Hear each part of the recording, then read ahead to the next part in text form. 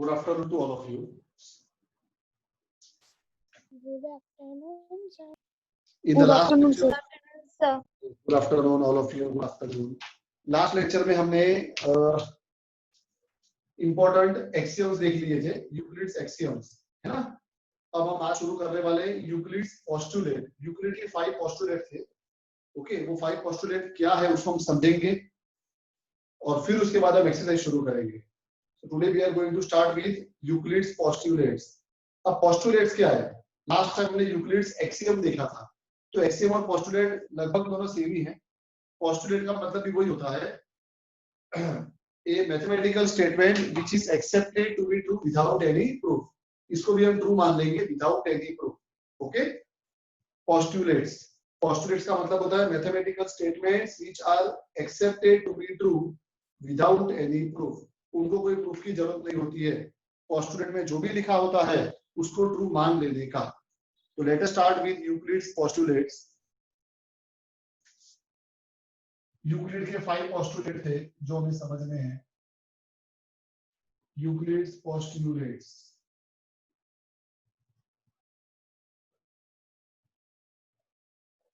Postulate 1। अब देखो क्या है postulate 1। Keep your text book open. Text book है ना अभी तो सबके पास? Yes sir. Yes.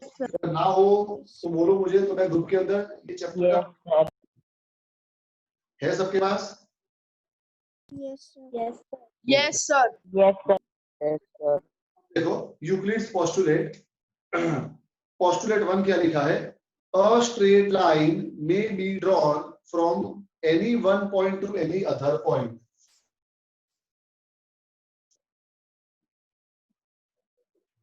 A straight line may be drawn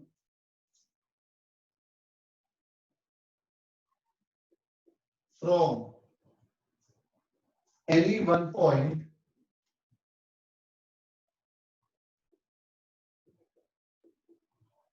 to any other point. To any other point. Okay, तो बहुत बेसिक है ये। A straight line may be drawn from any one point to any other point.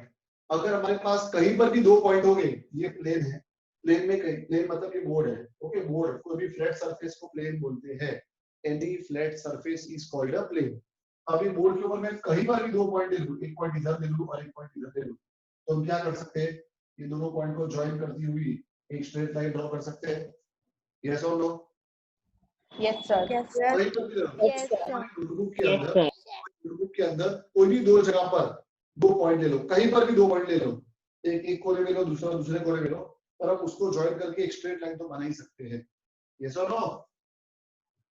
Yes, sir. Yes, sir. भी लिखा है a straight line may be drawn from any one point to any other point. मान लो एक point अभी अहमदाबाद में है और दूसरा पॉइंट दिल्ली में है, तो ये दोनों पॉइंट को हम ज्वाइन कर सकते हैं। जब एरोप्लेन टेक ऑफ करता है, एयरपोर्ट 1 अहमदाबाद में है, एयरपोर्ट 2 दिल्ली में है। अगर एरोप्लेन अहमदाबाद से दिल्ली जा रहा है तो घूम घूम के जाएगा कि सीधा जाएगा? सीधा जाएगा सर। सीधा जाएगा सर। जाएगी ट्रेन या बस घूम घूम के जाएगी, और जो प्लेन है वो सीधा जाता है।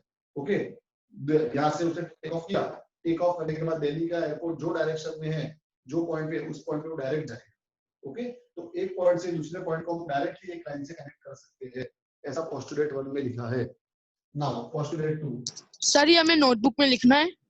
हाँ बेटा, लिखना है ना, सब लिखना है। इसमें तो मैं ऐसा लिख रहा हूँ बोर्ड पे। ओके, पोस्टुलेट 2 क्या है? Postulate 2, a terminated line can be produced indefinitely. A terminated line can be produced indefinitely.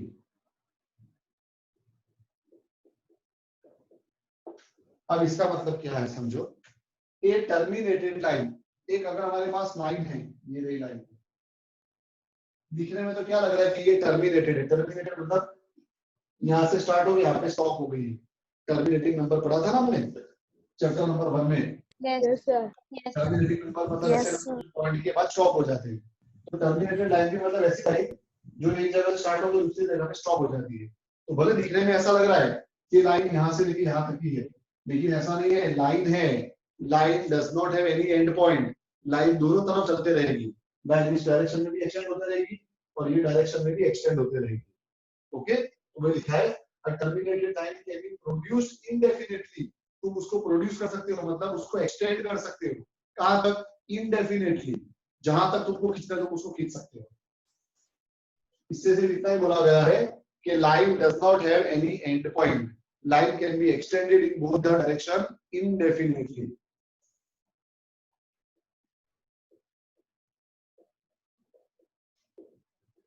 Postulate 3 में लिखा है a circle can be drawn with any center and any radius.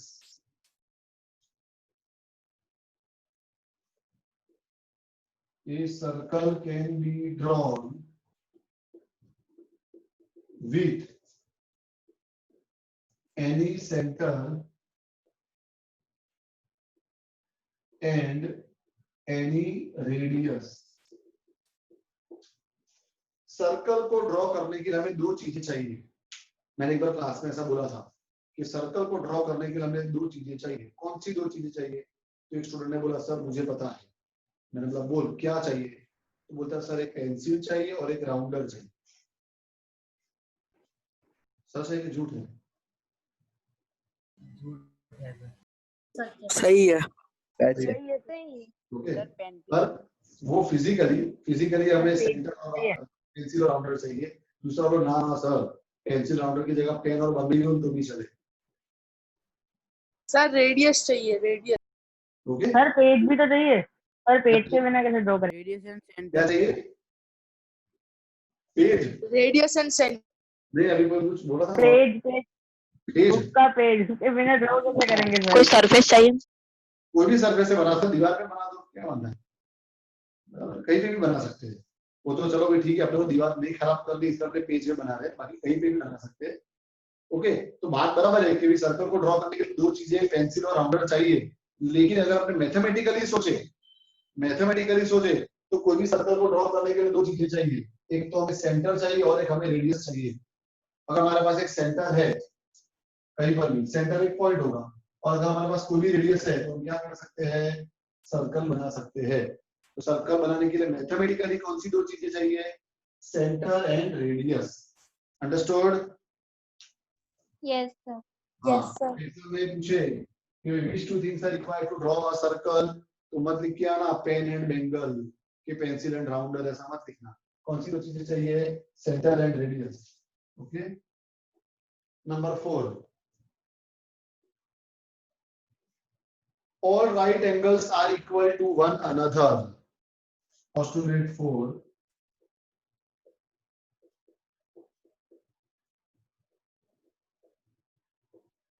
all right angles are equal to one another. हर एक right angle एक दूसरे को equal होगा तो होगा ही ना, क्योंकि राइट एंगल का मेजर कितना होता है? 90 डिग्री। 90 degree. राइट एंगल कैसे भी बनाऊं? 90 डिग्री। मैं राइट एंगल इधर बनाऊं, मैं राइट एंगल ऐसा बनाऊं, मैं राइट एंगल ऐसा बनाऊं, ओके, तो उससे कुछ फर्क नहीं पड़ता। ये सबका मेजर कितना है? 90 डिग्री तो है। 90 degree. मतलब ये सबके सब कैसे है? एक दूसरे को इक्वल है, कोई छोटा नहीं है कोई बड़ा नहीं है, ये तो रे है, ये तो रे है। तुम चाहो तो इसको भी एक्सटेंड कर सकते हो, तुम चाहो तो इसको भी एक्सटेंड कर सकते हो। तो ऐसा नहीं सोचेगा कि ये छोटा एंगल है बड़ा एंगल है, ऐसा है ये छोटा एंगल है और ये बड़ा एंगल है, ऐसा बोल सकते हैं हम? No, sir. No, No, sir. No, sir. 90 degree है, ये एंगल का भी मेजर 90 डिग्री है, मतलब दोनों इक्वल है। ओके, वो तो तुमको चाहो इसको बड़ा कर इसको बड़ा कर सकते हो, खींच लो कितना खींचना है, क्या फर्क पड़ता है। ओके, इसके लिए लिखा है all right angles are equal to one another because all of them measure 90 degree.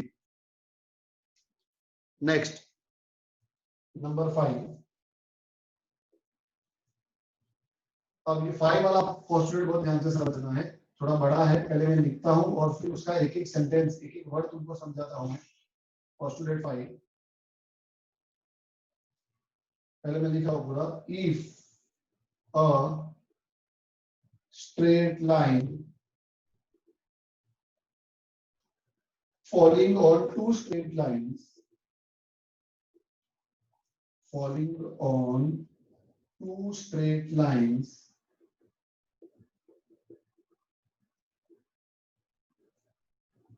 makes the interior angle, makes the interior angle on the same side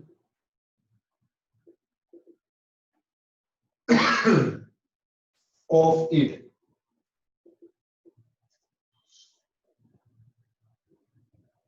taken together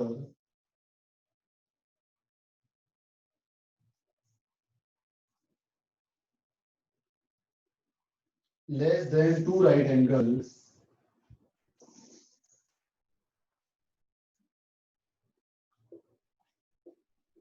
less than two right angles, ऊपर लिखा नीचे दिखेगा नहीं तुमको, then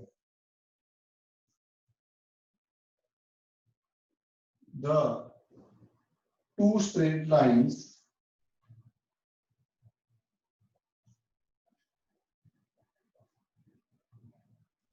if produced indefinitely,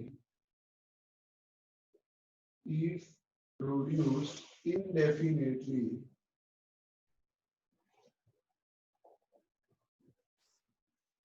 meet on that side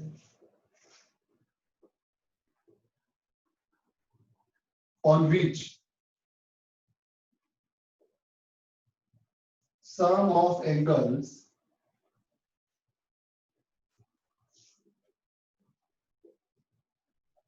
is less than two right angles.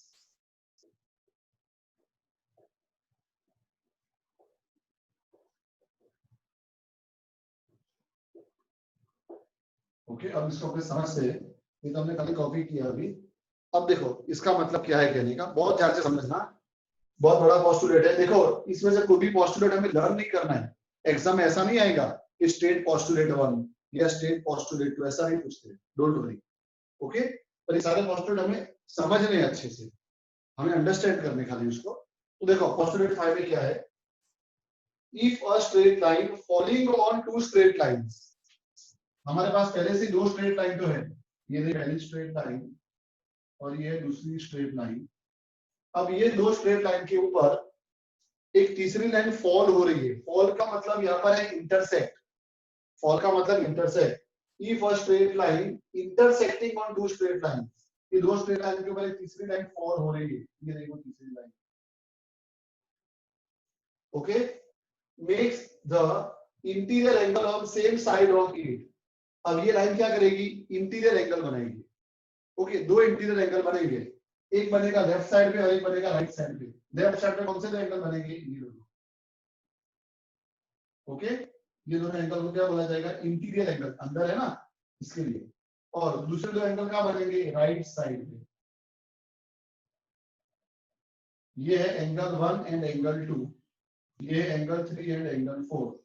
तो angle 1 and angle 2, ये पहला interior angle है पूरा, और दूसरा एंगल 3 एंड एंगल 4, ये लेफ्ट साइड पे बना है और एक राइट साइड पे बना है।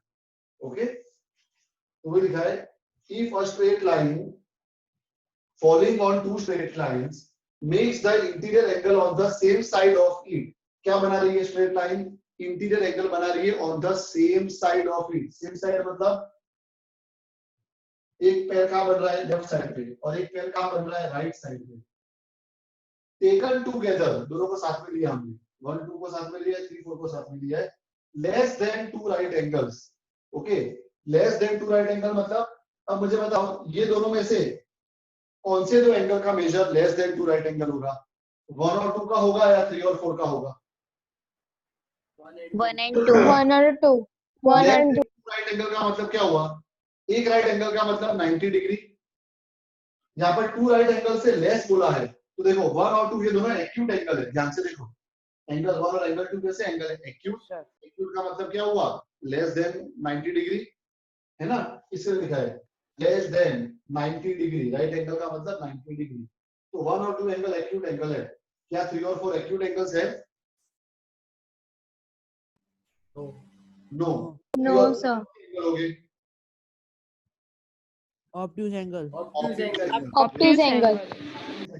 1 और 2 छोटे एंगल है, 90 से कम है। 3 और 4 बड़े एंगल है, 90 से ज्यादा ऑब्ट्यूज एंगल है। तो देखो क्या बोला है, अगर ऐसा है तो the two straight line is produced indefinitely। अगर हम ये दो लाइन को एक्सटेंड करें आगे indefinitely, ये बाजू भी करते हैं और ये बाजू भी करते हैं, तो मुझे बताओ ये दोनों स्ट्रेट लाइन एक दूसरे को कौन सी बाजू मीट करेगी? एंगल 1 और 2 1 and 2 वाली। है ना? मतलब कौन सी बाजू मीट करेगी? 1 and 2। हाँ 1 and 2 मतलब जहाँ पे एंगल का measure less than 2 right angle है वो बाजू। ऐसा ही हुआ ना? 1 और 2 कैसे है? लेस देन 2 राइट एंगल है, तो वो लिखा है if produced indefinitely। अगर हम लाइन को आगे खींचे दोनों बाजू, तो they will meet on that side। कौन से साइड पे? on which sum of angle is less than 2 right angle। Okay, कौन सी बाजू बताओ sum of angle is less than 2 right angles? Angle 1 और 2 left angle 1 1 and 2। and 2। Okay, अब अगर मैं फिगर को चेंज कर दूं, अगर मैं फिगर को चेंज कर दूं, फिगर ऐसी बना दूं, अब क्या होगा? 1 एंड 2 जो है वो ऑब्ट्यूज एंगल है, मोर देन राइट एंगल, और 3 और 4 एक्यूट एंगल है, less then right angle. Acute angle। अब इस बार लाइन कहां मीट करेगी? 3 3 and 4 3 पे। and 4। Acute angle 3 and 4। 3 and 3 and 4। Less than 2 right angles, 3 और 4 लेस देन 2 राइट एंगल है। तो इतना ही बोला है कि हमेशा दो लाइन कौन सी बाजू मीट करेगी? जहां पे एंगल का addition less than 2 right angles है। अंडरस्टूड? यस और no? Yes sir. Yes, sir। कोई भी पोस्टुलेट लर्न नहीं करने हैं। Okay, no need to learn the postulate, just you have to understand all the 5 postulates. Okay, exam में directly नहीं बोलते हैं कि राइट पोस्टुलेट 5 या राइट पोस्टुलेट 3 ऐसा। ठीक है, तो इसका मैं स्क्रीनशॉट ले लेता हूं, फिर हम आगे बढ़ते हैं। Sir we have to draw this. हाँ बेटा, ड्रॉ नहीं करना तो चलेगा, तो मैं तुमको समझने के लिए बता करा है। ठीक है, बाकी सारे पोस्टुलेट लिखने तो है।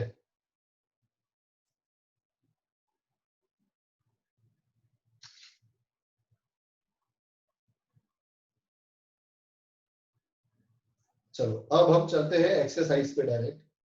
Now let us go to exercise. ये चैप्टर में 5.2 एक्सरसाइज को कैंसिल कर देना, नॉट रिक्वायर्ड, कुछ है ही नहीं उसमें, फालतू के 2 क्वेश्चन पूछे, खाली एक ही एक्सरसाइज करनी है 5.1। ओके, तो चलो स्टार्ट करते। तुम देखोगे तो तुमको भी पता चल जाएगा 5.2 में कुछ भी नहीं है।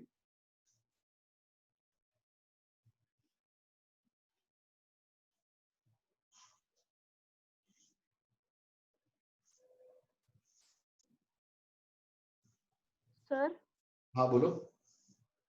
सर 5.2 हमें ओमिट कर देनी है ना? हाँ हाँ ओमिट कर दो उसको। Okay, okay sir. चलो अब हम चलते हैं एक्सरसाइज 5.1 पे। Let us go to exercise 5.1। Keep your textbooks open. Exercise 5.1।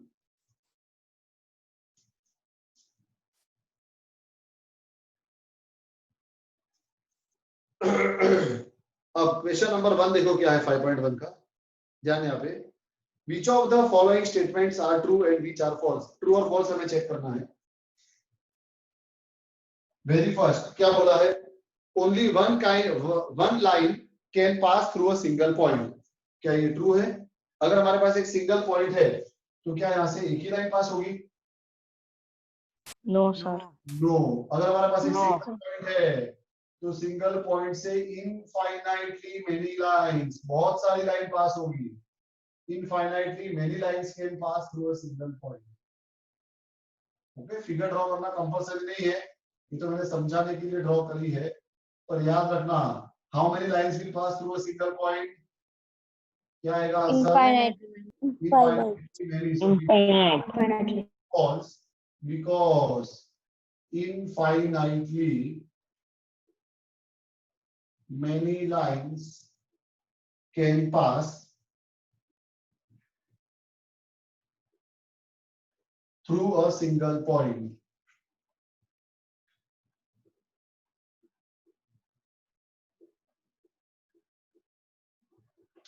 Next, number 2.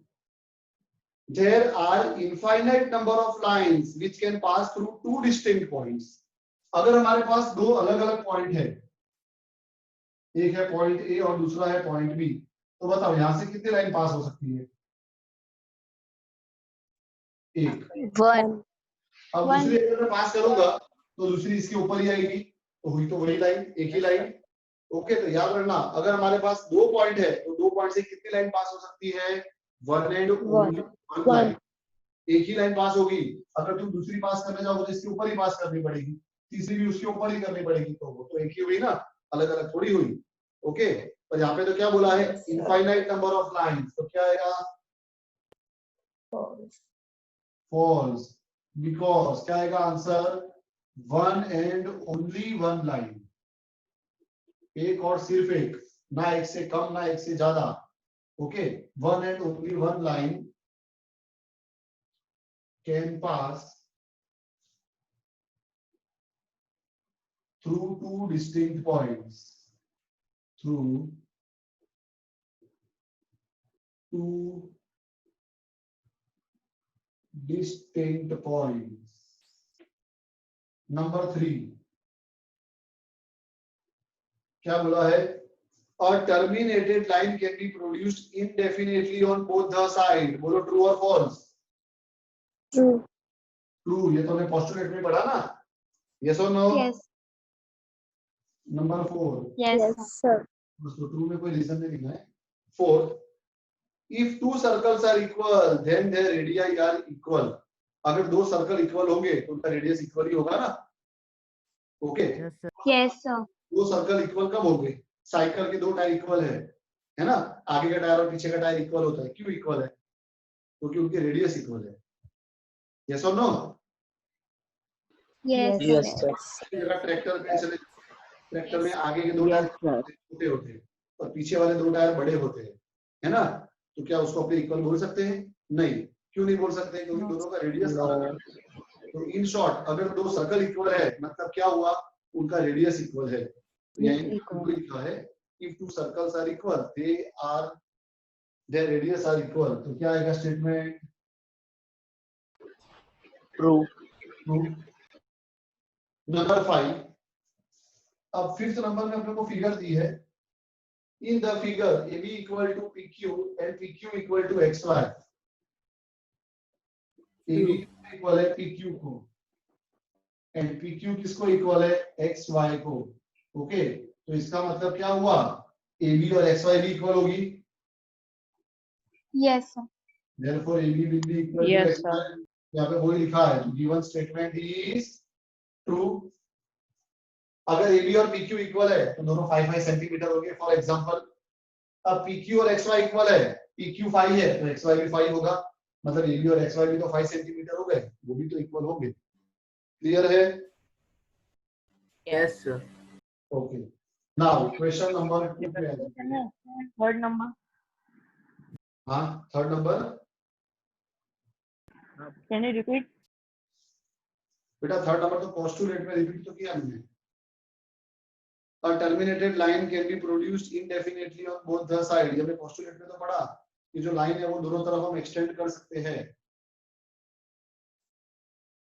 Yes or no? Yes sir, thank you. Yes, sir. Yes. 5 postulates पढ़े, उसी में तुमने पढ़ा कि a terminated line can be produced indefinitely, यहाँ पर वही तो लिखा है। ठीक है, चलो नंबर 2, गिव डेफिनेशन। अब डेफिनेशंस लिखनी है। सबसे फर्स्ट पैरेलल लाइंस। बोलो, तुम बताओ मुझे क्या होता है पैरेलल लाइंस का मतलब? Lines which do not meet. Do not connect Which do at not any connect. point. The lines which never intersect each other या which do not intersect। ऐसी दो लाइन जो कभी एक दूसरे को इंटरसेक्ट नहीं कर सकती, नेवर, कभी भी नहीं। रेल का जो ट्रैक होता है बराबर। उसके दोनों पार्टे को देखना तू, क्या दोनों एक दूसरे को इंटरसेक्ट करते हैं? No, No, sir. sir. No. Okay, No, sir. दोनों बिल्कुल पैरेलल चलते हैं। No, sir. अगर दोनों इंटरसेक्ट करेंगे तो क्या होगा बताएं? ट्रेन का एक्सीडेंट हो जाएगा, ट्रेन पटरी से उतर जाएगी, बराबर है। तो ट्रेन के जो दो पार्टे हैं वो हमेशा पैरेलल होते हैं, they never intersect each other. Okay, तो what do you mean by parallel lines? If two lines never intersect each other then they are called parallel lines. तो चलो लिखते हैं पैरेलल लाइंस की definition. The lines which never intersect each other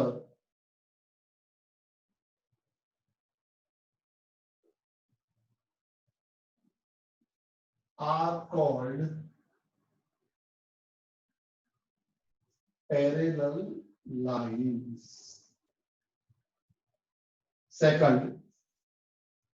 Second definition है perpendicular lines. Now what is the meaning Lines of which are 90 degree. lines? The lines Intersect at 90 degree. Very good. The lines which intersect each other at 90 degree. अगर दो line एक दूसरे को right angle पे intersect करती है ऐसे, ये 90 डिग्री हो गया। ओके, एक्स एक्सिस और वाई एक्सिस, अभी हमने कोऑर्डिनेट ज्योमेट्री चैप्टर पढ़ा ना, एक्स और वाई एक्सिस कैसी लाइन है? परपेंडिकुलर है, तो ये दोनों एक दूसरे को 90 डिग्री पे इंटरसेक्ट करती है। तो परपेंडिकुलर लाइंस किसको बोलेंगे? If two lines intersect each other at right angle 90 degree then they are called perpendicular lines. If two lines intersect each other at right angle, comma, they are called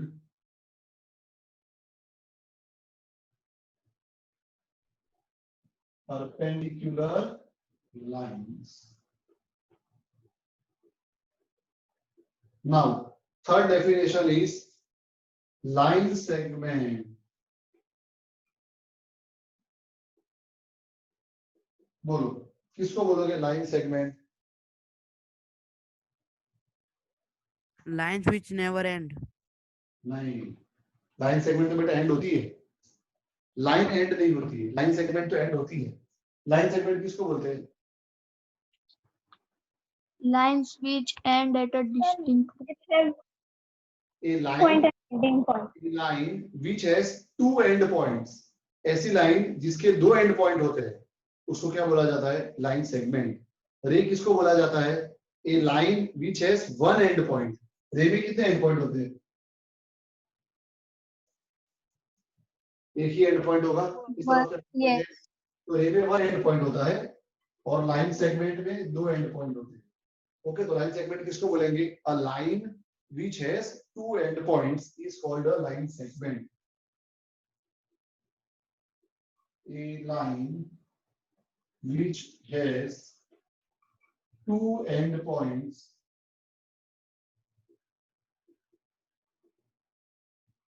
is called a line segment.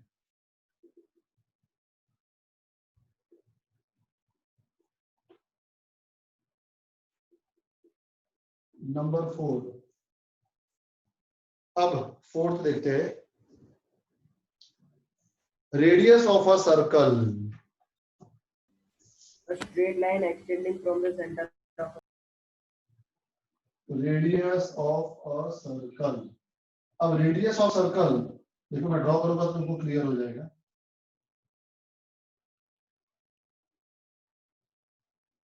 ये है ना radius, है ना? तो radius क्या Yes, है? sir. Radius क्या है? Half of the तो देखो, diameter of the circle. Radius is a line segment. सुनना, radius is a line segment joining centre of a circle to any point on the circle. Radius एक ऐसी line segment है जो किसको join करती है? सर्कल के सेंटर को। किससे? Any point on a circle. ये भी तो रेडियस है। ओके, तो रेडियस एक लाइन सेगमेंट है which joins centre of a circle to any point on a circle. तो क्या लिखेंगे डेफिनेशन में, a line segment joining center of a circle to any point on the circle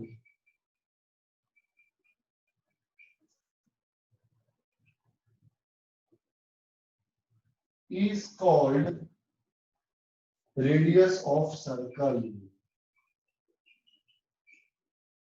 Radius of circle. Any doubt? No, sir. No, No, sir. लेकिन जगह अपने board पे खत्म हो गई है, इसके लिए पहले मैं इसका स्क्रीनशॉट ले लेता हूँ, फिर अपने आगे बढ़ते हैं।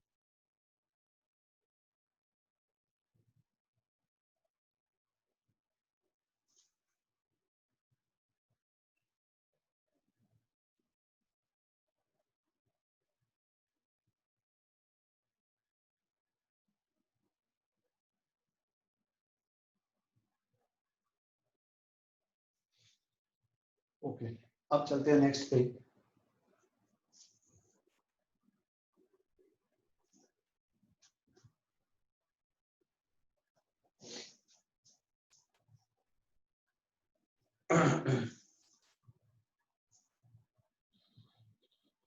नेक्स्ट क्या बोला है, स्क्वायर। अब बताओ स्क्वायर किसको बोलेंगे? Up a quadrilateral which has all sides and angles equal. Yes. Very good. Square एक क्वाड्रिलेटरल है जिसकी चारों साइड इक्वल होती है और चारों एंगल राइट एंगल होते हैं। ऐसा और किसी में होता है कि चारों साइड इक्वल हो और चारों एंगल राइट एंगल हो? स्क्वायर के अलावा और किसी में ऐसा होता है? No, sir. No, sir. No, sir. देखो क्या है स्क्वायर? Equilateral triangle. बेटा ट्रायंगल और स्क्वायर को क्यों कंपेयर करता है? ट्रायंगल कहाँ तीन साइड वाला और स्क्वायर कहाँ चार साइड वाला? Sorry, sir. समझता है? बराबर, आसमान जमीन का फर्क है ट्रायंगल और स्क्वायर में। ट्रायंगल तीन साइड वाला है, स्क्वायर चार साइड वाला है। बराबर है, दोनों बिल्कुल अलग अलग है, उनको कंपेयर मत करो।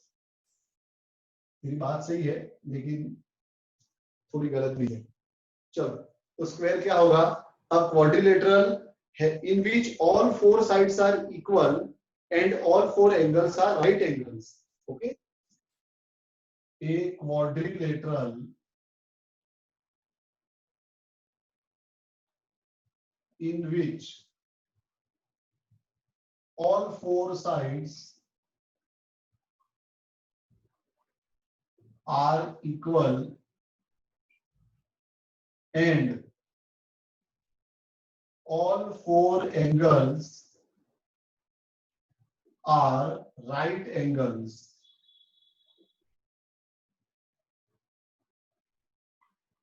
is called a square. अब नेक्स्ट देखते हैं हम number 3। consider two postulate given below. Okay, फालतू का क्वेश्चन है, कैंसिल करो। क्वेश्चन नंबर 3 कैंसिल, ऐसा नहीं पूछते हैं। अब क्वेश्चन नंबर 4 पे आ जाओ। क्वेश्चन 3 को कैंसिल ही कर दो। If point C lies between two points A and B such that AC equal to BC, figure बनाते हैं। पॉइंट C कहां पर है? क्या बोला है? If a point C lies between two points A and B, meeting and हो जाए तो वापस ज्वाइन हो जाना। क्लियर है सबको? Yes, sir. Yes. तो पॉइंट C, देखो पॉइंट C कहां पर है? Yes, Between sir. A and B, such that AC equal to BC, AC equal to BC, ये दोनों पार्ट इक्वल है। Then prove that AC equal to half AB। हमें क्या प्रूव करना है? AC equal to half AB। पहले data लिखते हैं। डेटा का मतलब होता है गिवन।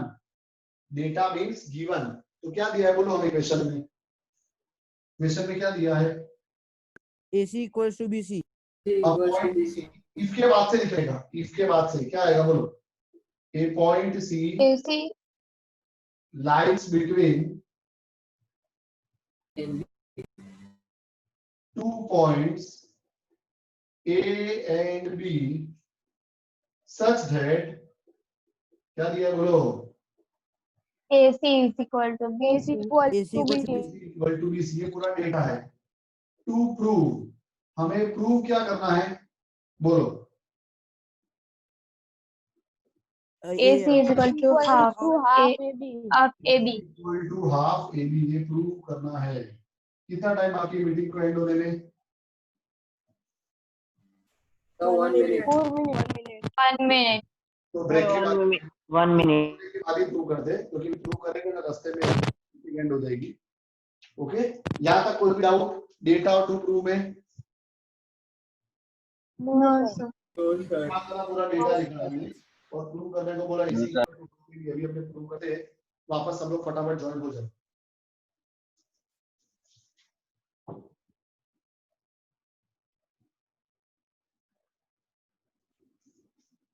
अब देखो इसको प्रूव कैसे करेंगे हम ध्यान यहाँ पे अच्छा क्वेश्चन में बोला है a point C lies between two points A and B such that AC equal to BC है ना अच्छा अभी मैं ऐसा लिख सकता हूँ फिगर को देख के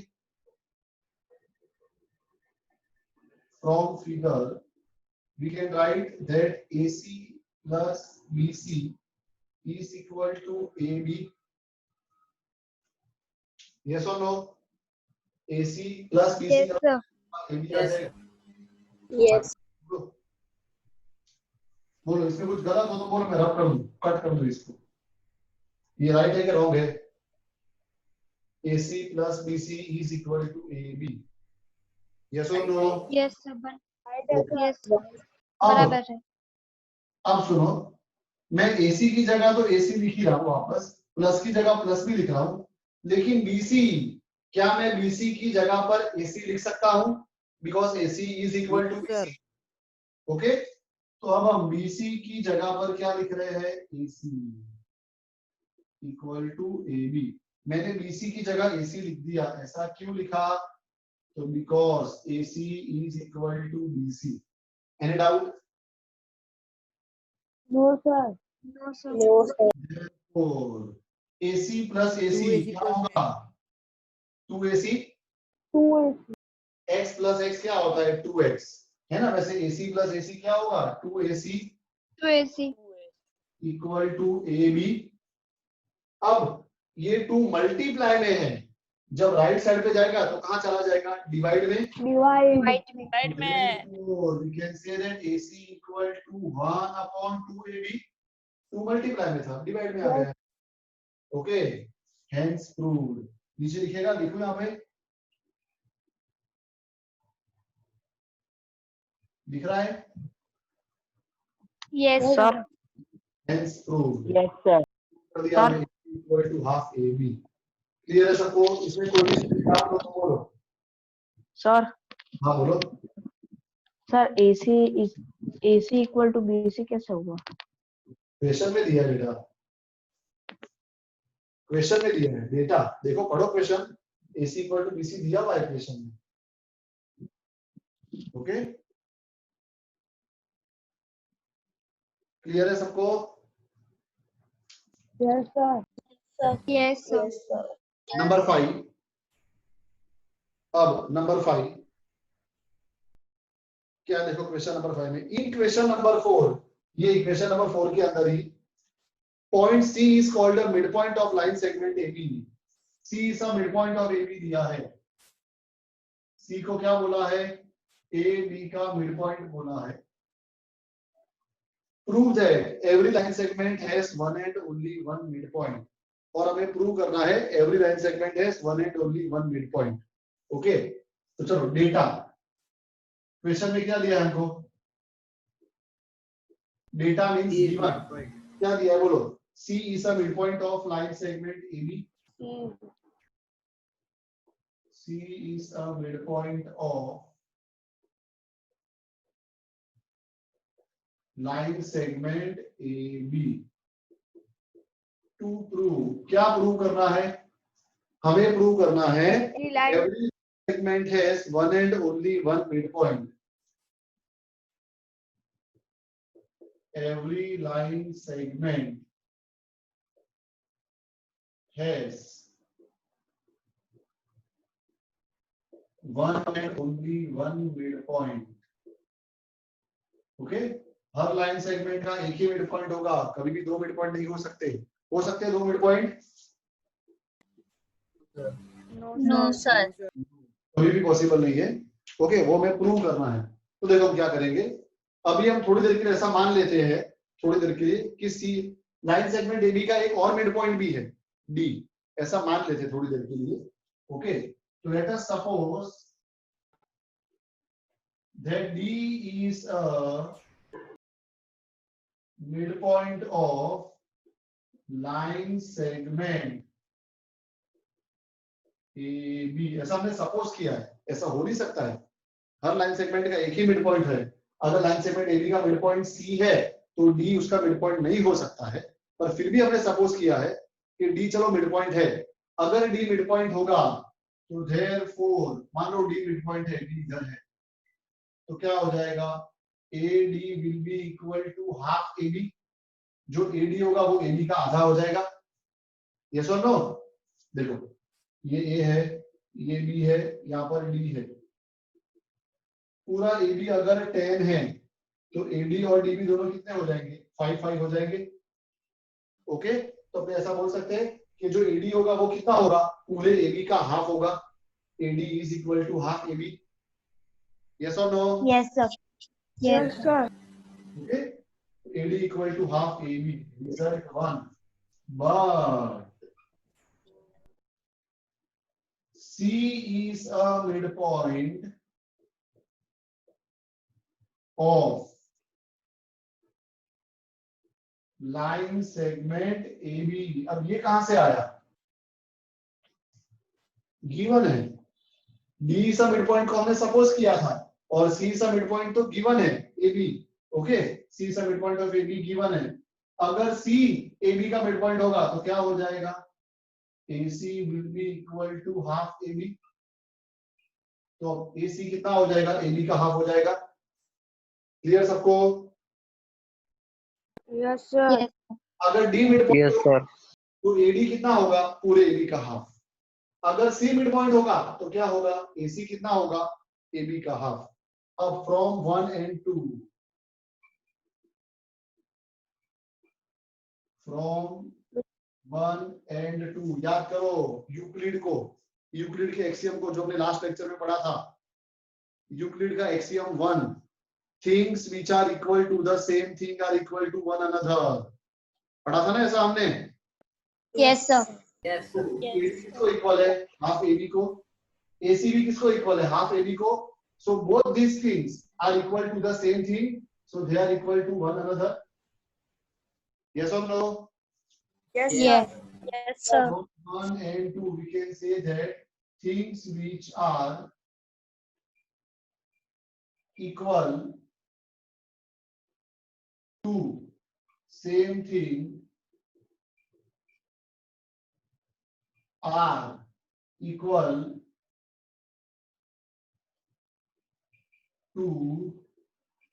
one another। ओके, तो अब इसके ऊपर से हम क्या लिख सकते हैं, AD equal to AC। Yes और no? Yes Yes, sir. sir. अगर AD और AC इक्वल होगा तो इसका मतलब क्या हो गया, D is equal to C। A तो दोनों में कॉमन है ही। AD और AC दोनों कब इक्वल होंगे, जब C और D दोनों एक ही जगह पे होंगे तभी ऐसा होगा। यस और नो?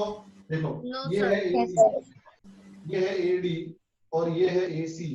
तो ये AD और AC दोनों कब इक्वल होंगे, जब D और C दोनों एक ही जगह पे होंगे तब, मतलब D इक्वल टू C।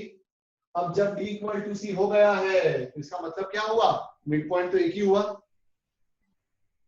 है ना। C को बोलो या D को बोलो। Yes sir. Yes sir. तो therefore लिखो, यहाँ पे नीचे दिखेगा। नहीं दिख रहा सर। तो therefore के बाद ये लिख रहा है, क्या लिखना है, every line segment has one and only one midpoint। पहले हमने D को लिया, फिर हमने C को लिया, हमने दो मिड पॉइंट लिए, पर आखिर में क्या प्रूव हो गया कि दोनों इक्वल है। ओके, इसका मतलब कि भाई दो मिड पॉइंट नहीं है, मिड पॉइंट तो एक ही है। तो इसके बाद मैं यहाँ लिख देता हूँ, इससे क्या प्रूव हो जाएगा, इससे प्रूव हो जाएगा therefore every line segment has one and only one midpoint. Any doubt? No, sir. Okay. चलो इसका मैं स्क्रीनशॉट खींच लेता हूँ, फिर उसके बाद नेक्स्ट क्वेश्चन पे चलते हैं।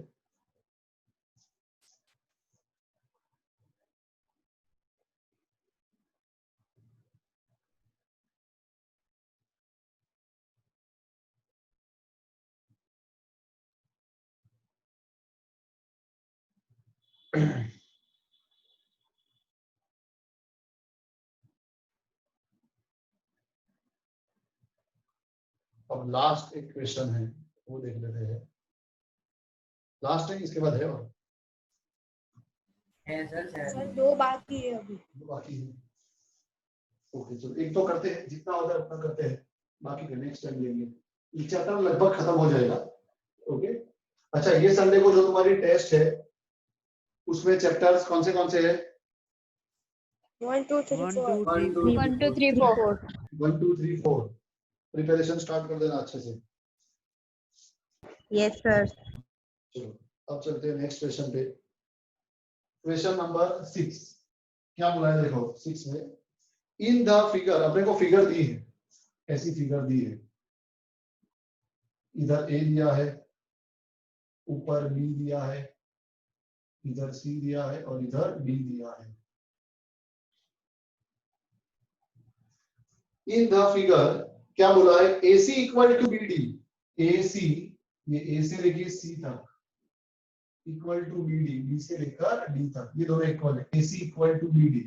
तो बोलो डेटा में क्या लिखेंगे? क्या दिया है अपने को, बोलो what is given? AC equals to B.